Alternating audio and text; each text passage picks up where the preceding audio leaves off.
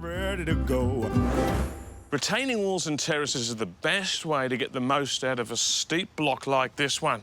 When the owners first moved in here, there was a basic paved area at the back of the house and then a continuous slope up to the top with not a lot of practical space in between. But now, look at it.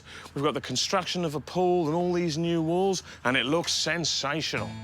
The first wall and level change is at the side of the house here. It's been achieved with a simple but strong treated pine sleeper wall with some steps in front. The posts go deep into ground to support the wall. Now, if you can't get the depth because of rock, you can also use dead men sleepers that go from the front of the wall back into the earth to give the wall support. And we also get more support from the corner here. We've got a post and a wall that goes up the slope, nice and strong. Now, what's critical is the backfill behind the wall. You've got to provide good drainage to reduce the hydrostatic pressure. So good draining backfill is the key. Now, the way the wall looks now, I think looks fine. But if you wanted to tart it up, you could paint it or stain it. The pool construction is half in ground and half above, creating another terrace. And the wall here, being so visible from the house, needed a nice finish. And these mosaic tiles are perfect. You could do the same on any masonry or fibre cement wall to get the same effect for a feature wall. Unless you know what you're doing, I'd strongly recommend getting a tiler for this. As you come up the garden, you're greeted with the Timberclad wall that looks fantastic and holds up the lawn area.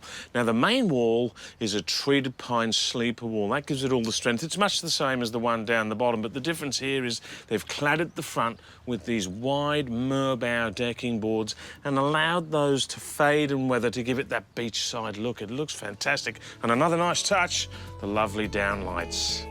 For these raised garden beds, we've used hydrosplit sandstone. Done properly, sandstone always looks great.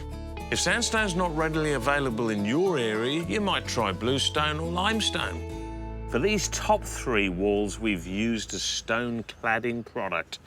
And these usually come in a tile form with a flat back and a natural split face.